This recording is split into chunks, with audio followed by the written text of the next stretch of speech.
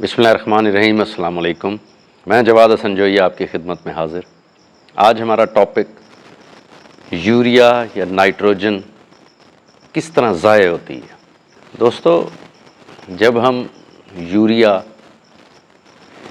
Nitrogen जो urea की शक्ल में हमें मुयस्सर है, जब इसकी एप्लीकेशन करते हैं तो 70% तक यूरिया में से नाइट्रोजन ज़ाय हो जाती है। क्योंकि इसका ज़ाय होना हमें नज़र नहीं आता, हम उसको महसूस नहीं कर पाते, और उसके 30% इम्पैक्ट पे या 30% फ़ायदे को ही उसका मुकम्मल फ़ायदा समझते हैं। ये बहुत अहम टॉपिक है मकई की फसल में, क्योंकि यूरिया बहुत ज़्यादा इस्तेमाल होता है और आजकल जिस तरह मार्केट में ब्लैक में फ़रोख्त हो रहा है, एक महंगी खाद बन चुकी है यूरिया। तो अगर हम इसको थोड़ा सा अच्छे तरीके से साइंटिफिकली मैनेज कर लें तो हम इसका बहुत सारा ज़िया रोक सकते हैं। जो 70% ज़ाय होती है उसको मुकम्मल तौर पे तो हम नहीं बचा सकते, लेकिन हम ये कर सकते हैं कि इसका ज़ाय होने वाला हिस्सा कम अज़ कम निस्फ से ज़्यादा हम बचा सकते हैं। आप ख़ुद सोचें, जब एक बैग का 30% हमें ये फ़ायदा दे रहा है तो एक बैग का 70% हमें कितना फ़ायदा देगा।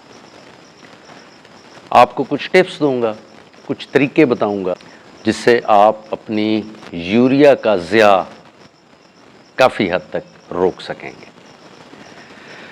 दोस्तों, हम मजबूर हैं, नहरी पानी होता है, वक्त का तयन नहीं हो सकता, कभी दिन कभी रात। अमूमन किसान कोशिश करते हैं कि वो जब ख़ास तौर पे खाद फ्लड करनी हो तो दिन को पानी लगाया जाए ताकि अच्छे तरीके से खाद मिल जाए, पानी अच्छे तरीके से लग जाए। सबसे ज़्यादा यूरिया हाई टेम्परेचर और धूप की वजह से, रोशनी की वजह से ज़ाय होती है। इसमें अमोनिया फ्यूम्स बनते हैं जो हवा में तहलील हो जाते हैं और बजाय पौधे को मिलने के ये फ़िज़ा में शामिल हो जाते हैं। आप में से बहुत से दोस्त ये जानते भी होंगे कि यूरिया बनती कैसे। बुनियादी तौर पे यूरिया हवा से ही बनाई जाती है, जिसका करैक्टर यही है कि वो हवा से बन रही है तो वो बहुत ज़्यादा हवा में तहलील होने की सलाहियत रखती है। अब मैं आपको बताता हूँ कि जब आप ड्रम में यूरिया फ्लड करते हैं तो क्या तरीके इख्तियार किए जाएं जिससे इसका ज़िया रोका जा सके। सबसे पहला तरीका, जिस ड्रम में आप यूरिया घोल के फ्लड करते हैं उसको अपने प्लॉट के नक्के के टुक्के के बिल्कुल करीब रखें। उसके साथ आपने कोई ना कोई ऐसा न्यूट्रेंट मिलाना है जो आपके ड्रम में यूरिया के साथ आयन की बाइंडिंग करे। यानी कि कोई भी आप इसके साथ ऐसा न्यूट्रेंट मिलाएंगे, थोड़ी मिकदार में ही क्यों नहीं, वो नाइट्रोजन आयन के साथ बाइंडिंग करेगा। उसकी वजह से काफ़ी हद तक यूरिया का ज़िया रोका जा सकता। अब आते हैं कि ऐसे कौन कौन सी चीज़ें हैं जो अगर यूरिया के ड्रम में यूरिया के साथ मिक्स कर दी जाएं तो यूरिया का ज़िया कम हो जाएगा। जब हम सल्फ़र और यूरिया को मिलाकर अप्लाई करते हैं, आपने मेरी सल्फ़र पे जो एक वीडियो अपलोड होगी उसमें ये बात देखी सुनी होगी कि जब हम सल्फ़र और यूरिया को मिक्स करके देते हैं तो उसका इम्पैक्ट या उसके असरात या उसका फ़ायदा फसल पे ज़्यादा होता है। उसकी एक बड़ी वजह ये है कि जब सल्फ़र यूरिया के साथ मिलाया जाता है ड्रम में और वो सल्फ़र और यूरिया नाइट्रोजन का आयन आपस में बाइंडिंग करता है तो यूरिया का ज़िया कम से कम हो जाता है। एक चीज़ सल्फ़र मिला सकते हैं, रूटीन में हम 2 मरतबा तो ज़रूर अप्लाई करते हैं। तो जिस वक्त हम सल्फ़र नहीं अप्लाई कर रहे उस वक्त क्या करेंगे। दूसरा बेहतरीन न्यूट्रेंट जो यूरिया के ज़ाय होने को कम करता है वो जिंक है। ड्रम में जिंक को मिला लेंगे यूरिया के साथ तो ये भी काफ़ी हद तक यूरिया के ज़िया को कम करेगा। अब ये मुमकिन नहीं है कि हर पानी पे हम सल्फ़र और जिंक दें, दोनों महंगे न्यूट्रेंट हैं। बाज़ों का जब हम उसकी पूरी डोज दे चुके होते हैं लेकिन यूरिया जारी रहती है, तो अब क्या तरीका इख्तियार करें।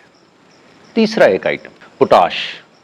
جب ہم نے پوٹاش واٹر سالبل پوٹاش اپلائی کرنی ہوتی ہے تو جب ہم واٹر سالبل پوٹاش کو یوریا کے ساتھ مکس کر کے ڈرم میں دیتے ہیں اس وقت بھی کافی حد تک یوریا کا ضیاع کم ہو جاتا ہے۔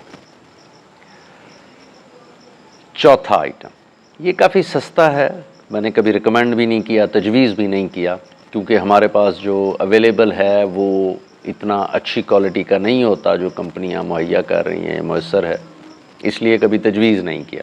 ہاں اگر آپ خود بنانا چاہیں اس پہ انشاءاللہ آپ کو ڈیٹیل ویڈیو اور اس کا طریقہ ڈیمانسٹریشن کر کے بتاؤں گا۔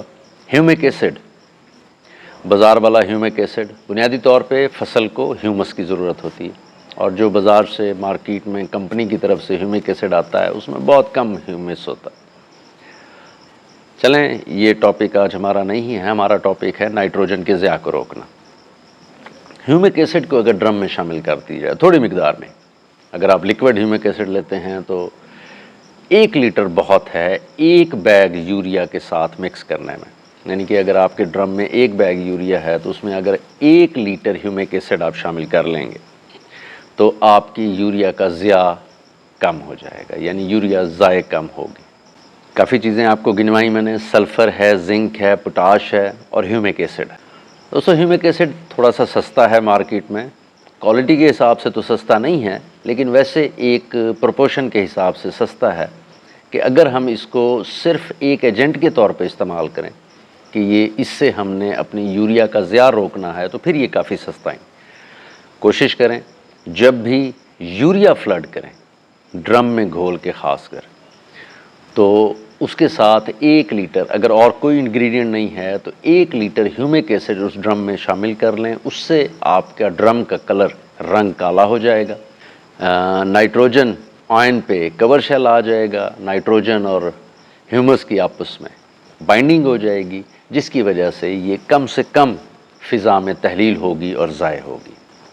دن کی روشنی یا دھوپ یا زیادہ درجہ حرارت، عموماً کہا جاتا ہے کہ جب بھی نائٹروجن یا یوریا دینی ہو تو پچھلے ٹائم یعنی کہ شام کے وقت اپلائی کرنا چاہیے۔ یہ ہم اس صورت میں کر سکتے ہیں جیسے گندم کی فصل ہے یا کچھ ایسی فصلات ہیں جن میں ہم چھٹا کرتے ہیں، لیکن مکئی میں یہ ممکن نہیں ہے۔ مکئی میں ہم نے تقریباً 100% یوریا فلڈ کرنی ہوتی ہے، وہ بھی ڈرم میں۔